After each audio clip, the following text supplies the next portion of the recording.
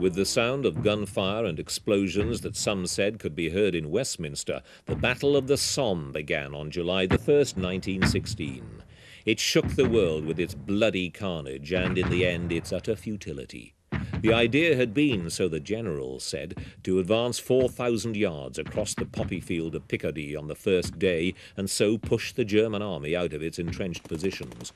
It could then be pursued in a rout across undefended ground.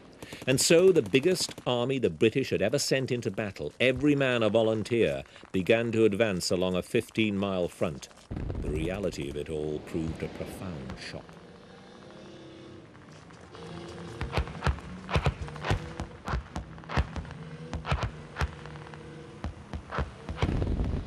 Withering German machine gun fire cut down the advancing troops with such precision that thousands died in the first 15 minutes of the battle.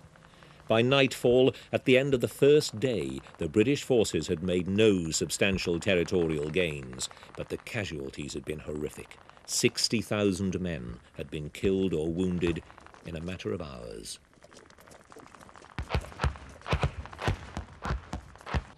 Back in Britain, when the true picture of the battle began to emerge, there was much public protest, and a growing anti-war movement began to demonstrate and fight against the patriotic nationalism of the great majority.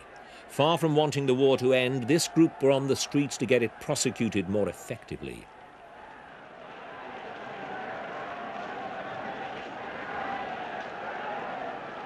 On a political level, one direct result of the Somme campaign was a change in the leadership of the coalition government. The Prime Minister, Herbert Asquith, told King George V that he could no longer stand the persistent criticism of his leadership in the press.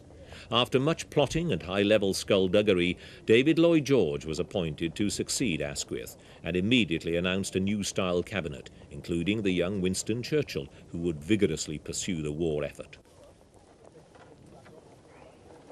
Back in the battlefields of Flanders, the horrors of the Somme were soon replaced by war stories from many other epic struggles as the First World War dragged on for another 2 years. As many were to say later, it truly was a case of lions led by donkeys.